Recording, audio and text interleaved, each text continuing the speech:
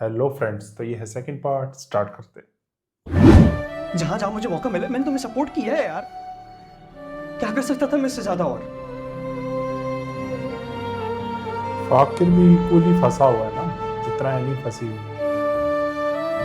पर फाकिर को टाइम मिल जाता है। हाँ, ये है, एनी की प्रॉब्लम्स ज्यादा है फाकिर से। चुप हो जाओ नायक।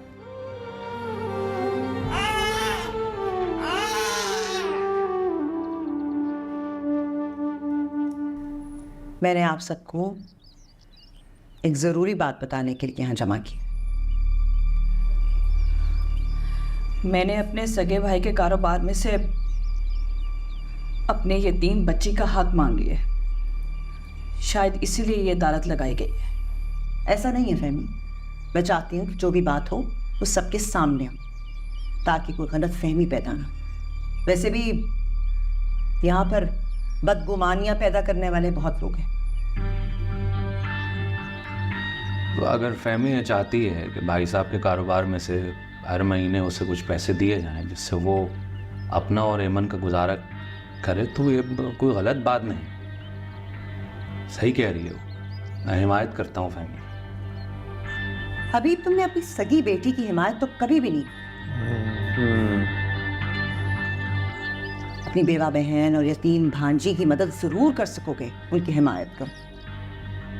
वाह वाह वाह। भाभी, आपने बिल्कुल मेरे दिल की बात कही है।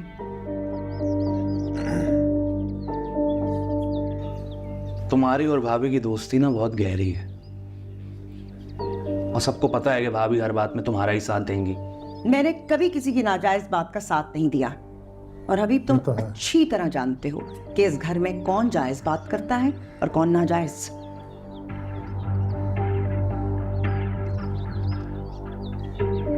अगर आप लोगों की इजाजत हो तो इस नाजायज बात करने वाली को भी महफिल में जगह मिल जाए।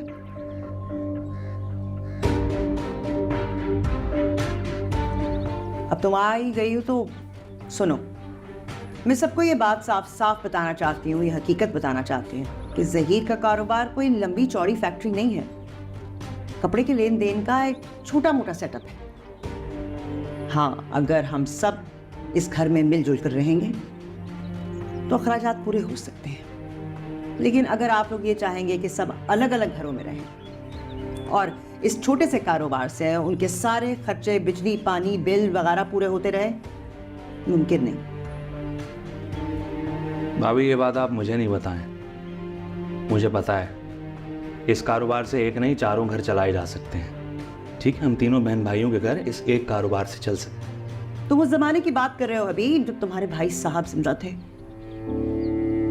तुम अच्छी तरह जानते हो कि एक नाम था, उनके नाम पर ऑर्डर आते थे, उनके नाम पर उधार मिलता था। उसी क्रेडिट से आप लोग धड़ाधड़ ऑर्डर पूरे करते थे। अब वो जमाना नहीं है, तुम्हारे भाई साहब भी नहीं है। तुम्हारे नाम पर क्रेडिट मिलेगा।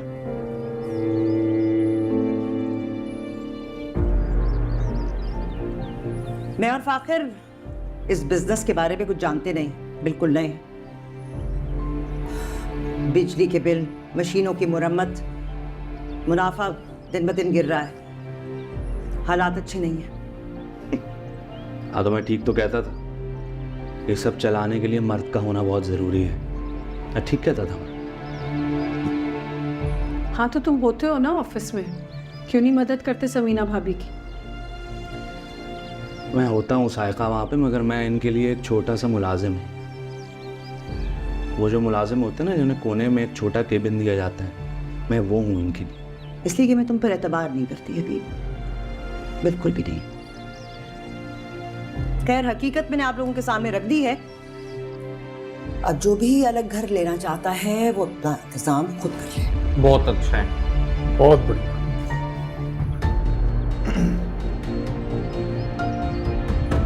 भाई वाह, मजा आ गया।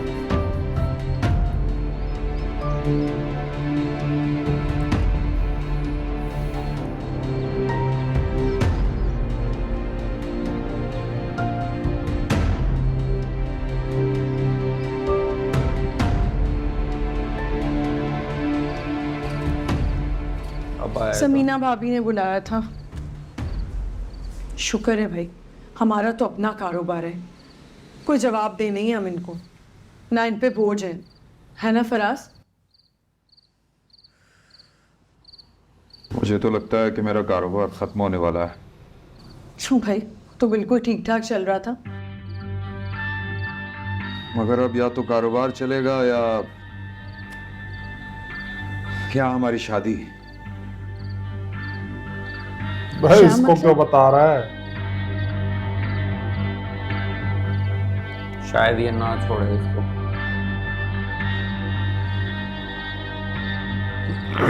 शादी करना चाहती है शाजिया मुझसे।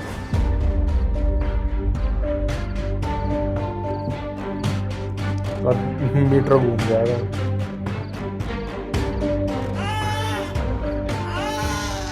बस नहीं इनाया प्लीज।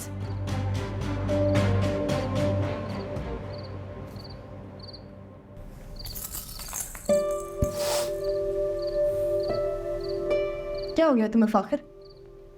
मैंने काफी मुश्किलों से इनाया को चुप करवा के लटाया है, कम से कम तुम इसी चीज का ख्याल कर लो। यार अगर वो दोबारा रोना शुरू हो जाए ना तो उसको प्लीज चुप करा देना, और अगर ये नहीं आता तो सीखो। क्या हो गया तुम्हें? तुम्हारे लिए ना ये कहना बहुत आसान है, लेकिन मेरे लिए करना बहुत मुश्किल है, क्योंकि मुझे नहीं समझ आता कि मैं क्या करूं जब ये रोने लग जाती है। तो आप अवस्था यार, चुप हो जाओ। मैं अभी 10 कॉलेजों से खुआर होता हुआ आ रहा हूँ यार, बहस करने का मूड नहीं है मुझ में अभी। हाँ तो मैं भी ख्वार ही हो रही थी फाखिर। मैं यहाँ पे कोई गेम नहीं खेल रही थी या फिर कोई मूवी नहीं देख रही थी, साथ साथ मैं घर के काम भी कर रही थी। मैं अभी 5 कॉलेजेस गया हूँ, हर जगह मैंने फॉर्म जाके अपना सबमिट करवाया, मुझे कोई एडमिशन नहीं दे रहा है।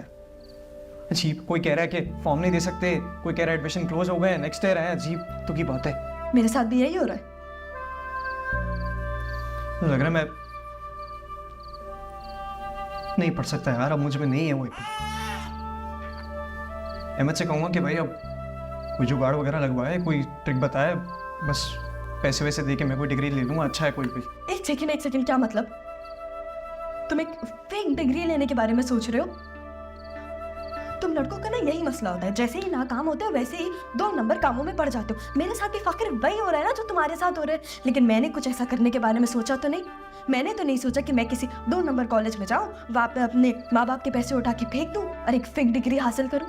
और मैं तुम्हें एक चीज़ बता दूँ फाखिर, ये जो तुम्हारे पास डिग्री आएगी ना, इसका तुम्हें कोई फायदा नहीं होगा, ना ही कुछ तुम जिंदगी में कर पाओगे, क्योंकि तुम रहोगे सदा के डफर। सही, गुड लेक्चर। बहुत किसी यूनिवर्सिटी में लग जाए ना आप जाके। Thank you. अम्मा की मैं वहाँ पे ऑफिस में सुनूं, बाहर लोगों की सुनूं, दोस्तों में दोस्तों की सुनूं, घर पे आके बेगम की सुनूं, ये जिंदगी रह गई मेरी। आगे हो यार, मैं तुम लोगों से बस कर जा।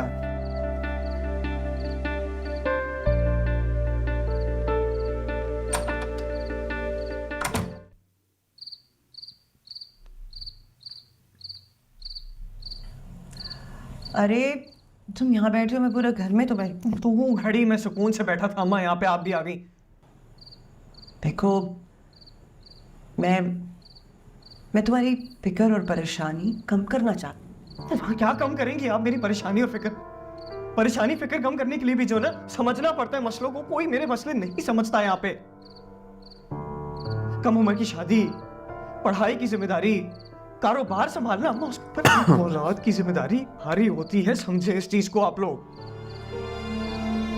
तुम जानते हो मैं शादी की अब नहीं, बस कर दे। 100 दफा सुन चुका हूं मैं आपकी ये वाली बात। आप क्या कर पाई अम्मा, मुझे जरा बताएं। शादी भी हो गई ना मेरी, संभाल पाई? नहीं, कुछ नहीं कर पाई अम्मा, आप सिर्फ बोलती रह गई, सिर्फ। और सा हो गया जिंदगी ना बर्बाद हुई है सब। गलत बोल रहे हो, उनकी कोई गलती नहीं।